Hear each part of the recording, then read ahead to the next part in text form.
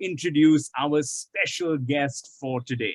Abhinav Thakur is the Managing Director of Accurex Biomedical Private Limited. Under his leadership, the company has grown multifold, both in revenue and employee strength. Abhinav is the joint coordinator of the Association of India Medical Devices and the secretary for the Association for Diagnostic Manufacturers of India. Now, Accurex Biomedical Private Limited has been a pioneer in the medical diagnostics industry of India. It was established by the late Mr. A.J. Thakur in 1984, and being the first Indian company to manufacture clinical chemistry reagents in India, Accurex has its head office in Mumbai and manufacturing facility in MIDC Tarapur. Accurex has 200 employees, 400 distributors, and 6,000 customers pan-India. Accurex is also exporting to more than 10 countries.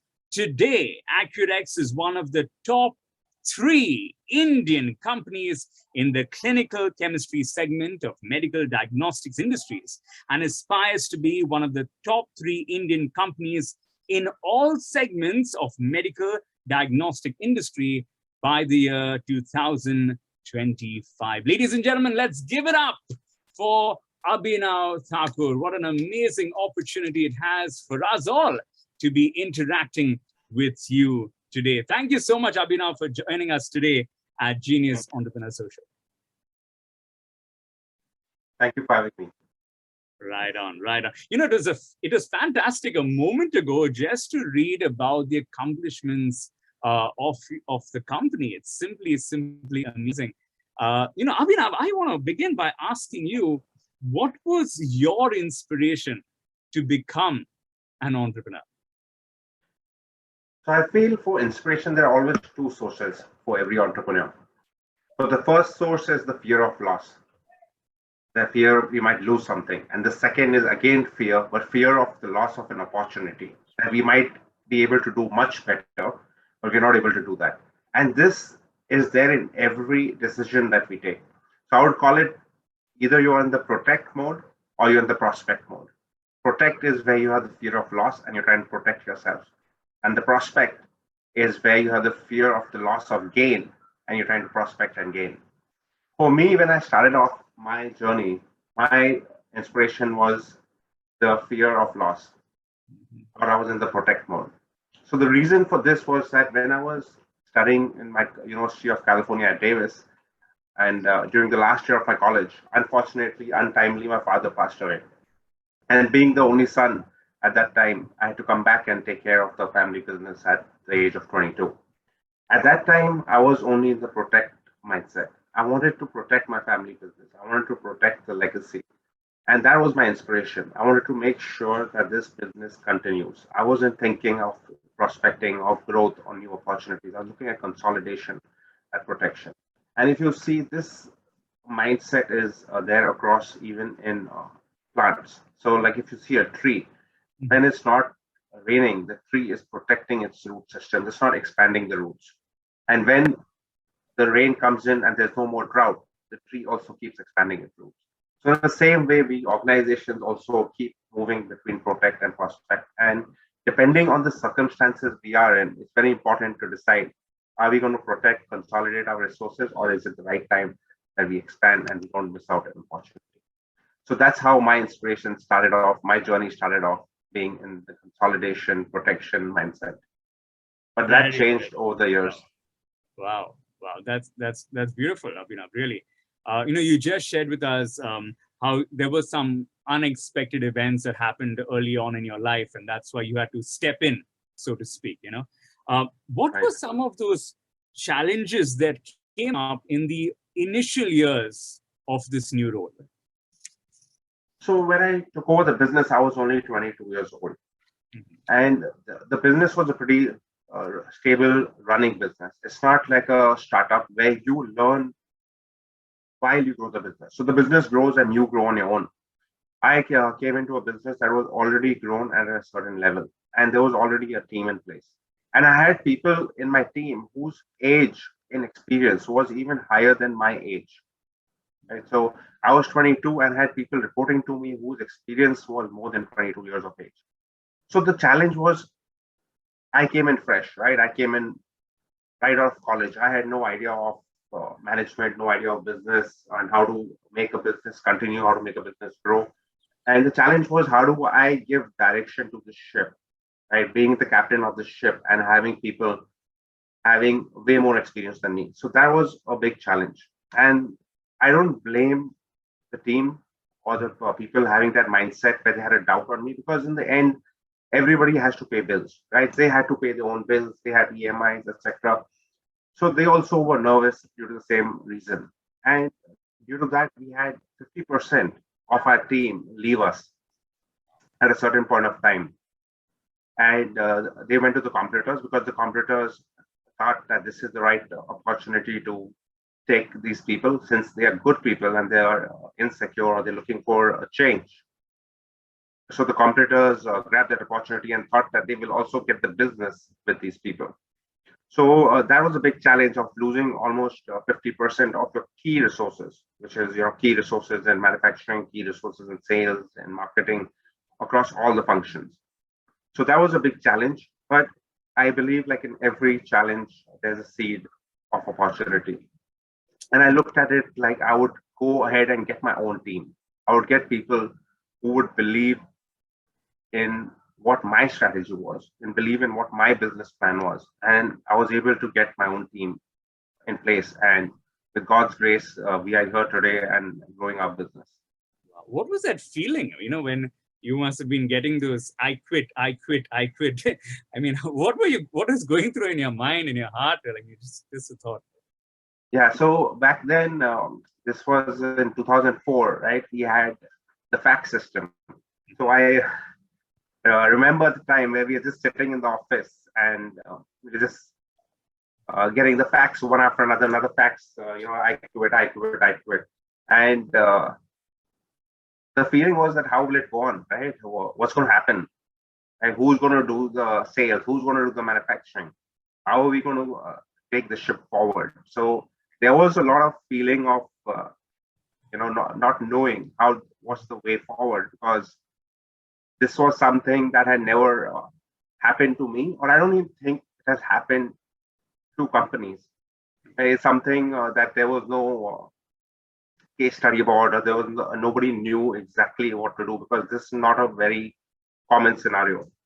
So there was a lot of uncertainty, but as I said, I was in the protect mindset. I want to consolidate, so I moved forward, did my best, put my resources together, and moved ahead. And with God's grace, everything worked out, and we are here today. That's phenomenal. That's phenomenal, Abhinav. Under your leadership, Accurex has grown 4.2 times in revenue, and the team strength has increased from 90 to 200 employees. I want to ask you, according to you, what are the strategies that majorly contributed to this remarkable growth? So as a company, we were focused in manufacturing of diagnostic reagents. We were not having the diagnostic instruments. And we saw that slowly and slowly, the customers were moving towards a system. So they wanted to buy the instrument, the analyzers, and the reagents from the same company because they wanted better service. They didn't want to go to different suppliers. So looking at this change that was happening in the marketplace, we decided to get into instruments. And this was something completely new, right? Because before we were into chemistry, and now we're thinking of getting into engineering, a completely different ball game. And this was something that was difficult because we had no background about engineering. We had no background on service for products, analyzers, and so having service engineers. We didn't have a single service engineer in our company.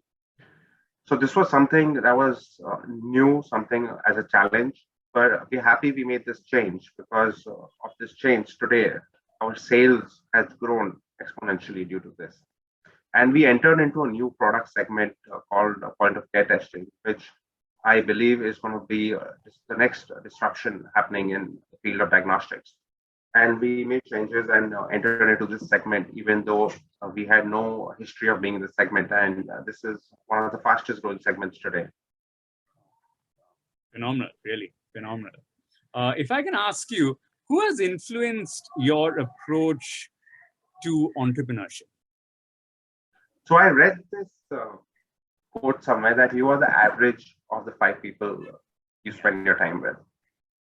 And there's another one which says that if you want to find out where someone is going in life after 5 or 10, 15 years, just ask them who their role models are. So role models, the people around you, they influence you and create a great impact on the way you think, the way you act. I was very fortunate that early on I came across Warren Buffett and have been following him for many, many years. And I think Warren Buffett is one of the best business minds in the world. By the age of 10, he had read every book in the public library in his city. And some books he had read even twice on investments. He reads 6 newspapers a day. And that's just got him with so much wisdom. There's so much wisdom inside him. And I just believe that, he's that's the way to go. And he's so modest down to earth. Since 1958, he has been staying in the same house. He doesn't drive fancy cars or wear fancy clothes. He's very down to earth and he's all about passion. He's like, I enjoy what I do. And that's why these other things don't matter to me. So it's very important. What I've learned from him is enjoying what you do and don't worry about the other things and having integrity. He talks a lot about having integrity. Okay. So what would be your personal philosophy? Would you consider that as your personal philosophy, or could you throw more light on that? So I have been influenced by a lot of his philosophy, and through my experience and the influence that I've had through him, I've built my personal philosophy on having integrity. I believe that integrity is one of the most important traits for any leader. There are three traits that you look for in a leader. Number one is integrity. Number two is intelligence. The person needs to be smart and he needs to know what's going on in the world. He needs to know the trends, etc. And the third is energy. They need to be energetic. They need to enjoy what they do. They need to bring passion to the table. So integrity, intelligence, and energy. But if they lack integrity, the other two don't matter, right? Because that's the keystone, that's the foundation on which everything depends. Beautiful. And have a growth mindset. I believe that having a growth learning mindset, like Warren Buffett, even today, at he's the age of 90 plus, he reads 6 newspapers a day. He's still learning every day. I think the minute you stop learning is when you start getting old. If you keep learning, you will remain young. And there's no difference between a person who doesn't read and a person who can't read. And in today's day and age, right, we have come out of the agricultural era, right? Earlier we were in the agriculture era, then we moved to the industrial era, where you had to have large factories, you had to have a lot of capital in with you. In agriculture era, you have to have a lot of land. So the more land you had, the more farms you had, the richer you got. In the industrial era, you have to have bigger capital, bigger factories and access to a lot of capital, and the richer you got. And it was in the hands of few people. Then we moved to the information age, the digital age, the knowledge age. And today, the capital doesn't matter. Having land, having factories doesn't matter. It's about the knowledge that you have. It's about those ideas that you come in. You can see like there's so much capital just chasing knowledge. Once you have the knowledge, you have the information, you have that idea, it doesn't matter. That's why it's so important to keep a growth mindset and keep on learning. So two key takeaways that have been influenced by my role models are integrity is something that's not negotiable. You have to have integrity in what you do. And the other one is to have a growth mindset always, to keep learning. Wow. You spoke of having a great value system and integrity and knowledge in terms of intelligence, energy, and having a growth mindset. Thanks. That's really insightful. All these years during challenges, and let's be honest, I'm sure we all go through those challenging times, right, Abhinav? Were there times when you felt like giving up and just throwing in the towel, and what made you stick on? So in the beginning, right, when I was 22 and I took over the business, I had no idea how to run the business. And there were a lot of challenges keep coming up. Like say, for example, 50% of our team resigned at a certain point of time. How do you go ahead? What do you do? And also at when you come in at 22, when you're taking up a business, you really don't know what you're calling. And we feel that what's my passion? What I really want to do. And I was like, do I really want to do this? Like I've not tried anything else. I didn't get a chance to explore and find out what else is there in the world or what are the other opportunities. So I always thought like, I don't know what I want to do. And the second thing is I don't know how to do it. So I always thought of, you know, like, is this the right decision? But then what kept me going on was that this is a legacy. And it's a legacy that my father built, and I should carry on that legacy. It's a 35-year-old business now. I didn't want to give up the legacy. And that's the reason I never threw in the towel and I continued. But today, that's not the question. The question is because I see there's so much opportunity. And even if challenges come in my way today, I look at them as learning opportunities. Failure, everybody makes failure. I don't think there's anybody in the world who has not failed, unless they've lived their life so carefully that they've failed by default. Right. So now I don't want to throw in the towel because I keep learning and I don't look at it like, okay, this challenge is coming my way, I've failed and I'm not able to do it. No, I will learn from that failure and I'll come out better, stronger, and with more experience. Failure by default. That got a lot of smiles on people's faces, by the way. That was interesting. Knowing what you know now, what would you do differently if you were to do this all over again? So this is a very common theme with entrepreneurs. They work in the business and not on the business. They're working in the business and not on the business. It might sound very simple or it might sound there's no difference, but there's a big difference. I was always highly into operations. Okay, so as entrepreneurs, you get dragged into operations. And you're the go-to person in the company. Anything goes wrong, everybody comes looking for you, right? So from a customer not being satisfied, there's something going wrong, customers perennially like complaining, you're the go-to person ultimately, right? Everybody is going to come to you and you're going to get into operations and see what happened, what went wrong, where's the stock, where's the inventory, what the payments are made on time, etc. Or even like from small things, say for example, the tap in the office is not working, right? In the end, it's going to be you who has to solve that, right? You're going to get dragged into operations, etc. So that's when you're working in your business. You're following up on payments, right? So payments is a very common theme in all businesses, right? In India, we face payment cycle cash flow issues because our legal systems are not strong. So a lot of times our payments are delayed. And then you're just on the phone calling customers, I need the payment, I need payment, I need to pay my bills, you explain them. So that's getting dragged into operations. I know a lot of people who are dragged into the payments, especially, is something I know a lot of people are personally getting dragged into it.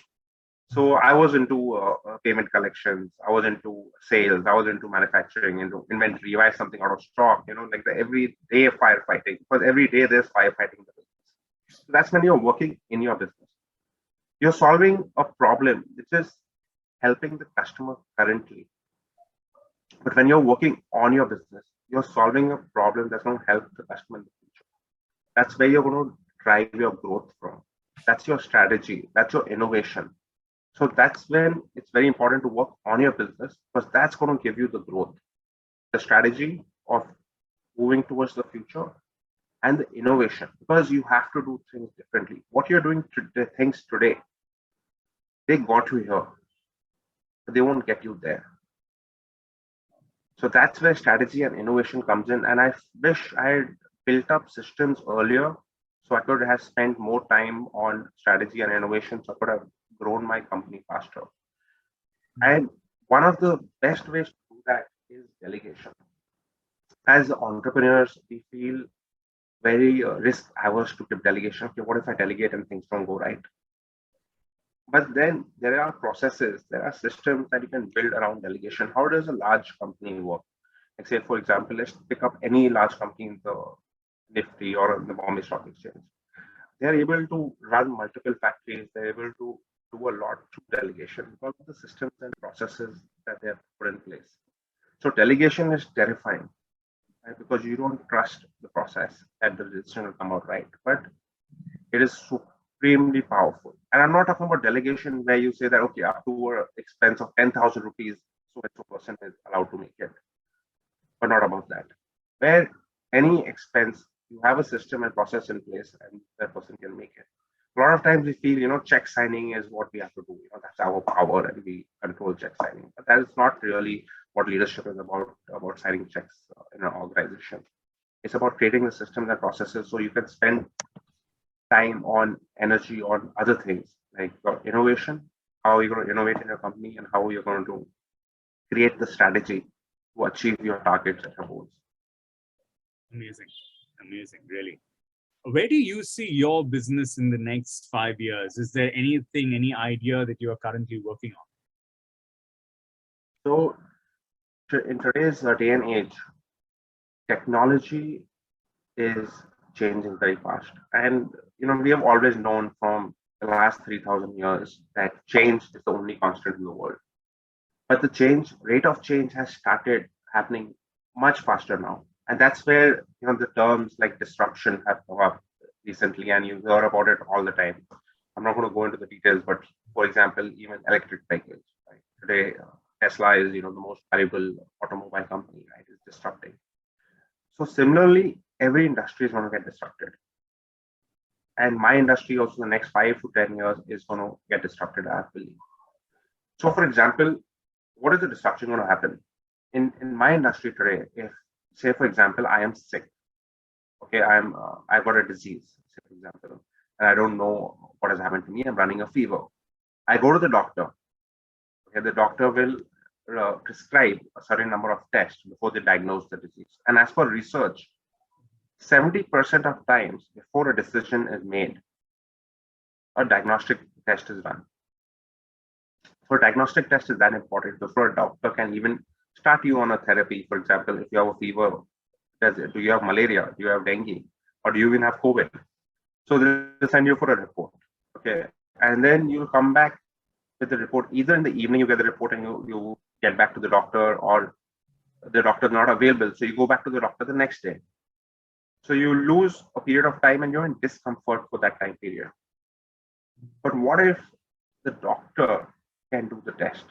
So you go to the doctor, you do the test at the doctor's clinic itself, and you get a report right there, and you can get the therapy. So we call this whole concept test and treat. So you test right there and you treat right there. So this is what I believe is going to be the disruption in our industry in the future, right? You will stop going to the lab, get your report, and then come back to the doctor, take the treatment, because you're suffering for that entire 1 day or 8 hours, etc. You go to the doctor, you get tested there, you get treated there. Currently, the technology is not robust, right? Like any disruption, right? Like electric cars came in. People were joking that driving an electric car is like driving your car in reserve fuel all the time. You never know when it will run out of battery.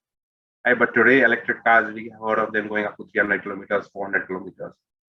So it's just a matter of time before the technology becomes robust and it can become mainstream. So it's important, where do you catch the wave? Where do you catch the curve, right? Do you want to be at the beginning of the curve where the technology is beginning and starting to mature, or do you catch it late? Like if you catch it late, you don't get the beginner's advantage, right? So there are so many examples, right? Like Kodak, they started late, they didn't get the advantage. So this is a disruption that is going to come in my industry, and this is where I want to pivot. I want to change towards this product segment. Wow. Well, Abhinav, that's been really insightful. I have just 2 more questions for you. Thank you for being so precise and detailed in your responses. Really appreciate that. How do you see the next 5 years panning out for entrepreneurs in terms of dangers and opportunities, for all of us in this room right now? I believe it's just going to get better with time. Okay. So my father also was an entrepreneur, And I've seen how he had to struggle earlier, like just to get a simple telephone line. It was a struggle. Today we don't even think about it, right? We can just go to what KYC easily and just get a mobile phone connection. To go abroad and to get foreign exchange, it should take days, like days, like 2 weeks. It should take up to 2 weeks just to get foreign exchange to make a trip abroad and meet your partners, business partners. You look at it today, it's become way easier. And it's only going to keep getting easier. Like India is just moving up the ease of doing business index. And I've been seeing it like every year, the ease of doing business is going to keep improving because the entrepreneur community, like all of you and others, are demanding that. That's what the demand is. So there's a lot of digitalization happening, which is going to increase the ease of doing business today. And the access to finance has improved a lot. Right? Like earlier, you had to take a bank loan, you had to have references, you need to know someone, you need to have a guarantor. Then only you could get a loan. Right? Today, the access to capital has become so much easier. We hear about companies getting funded, going unicorns because of the access to finance. So I think it's just going to get better and better with having ease of doing business, making life easier, and with access to capital, which is the bottleneck, will get better and better. Fair enough. Beautiful. And in closing, what would be your message to the entrepreneurs in this room? So my message would be have integrity. Because if your integrity is missing and you take shortcuts, that's going to catch up with you at some point of time. And it's a vicious circle. Like today, you might decide that, okay, just let me do this. Then tomorrow, you might say, okay, I got away with this, let me do that. And then let me do that. And it's a never ending cycle. So always maintain integrity, have a growth mindset, always keep learning. We are in the knowledge era. It's not capital that matters, it matters about your knowledge, about your idea. Keep a growth mindset and keep on learning. And always believe in yourself.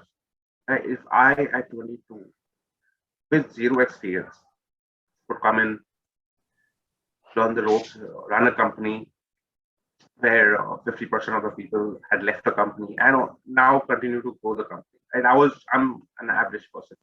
So if I can do that at a young age, everybody else over here or anywhere else can also do it at a young age. But you got to believe in yourself. Because I believe that your thoughts is where everything starts from. It's your thoughts. Your thoughts become your words. Your words subconsciously make you take actions.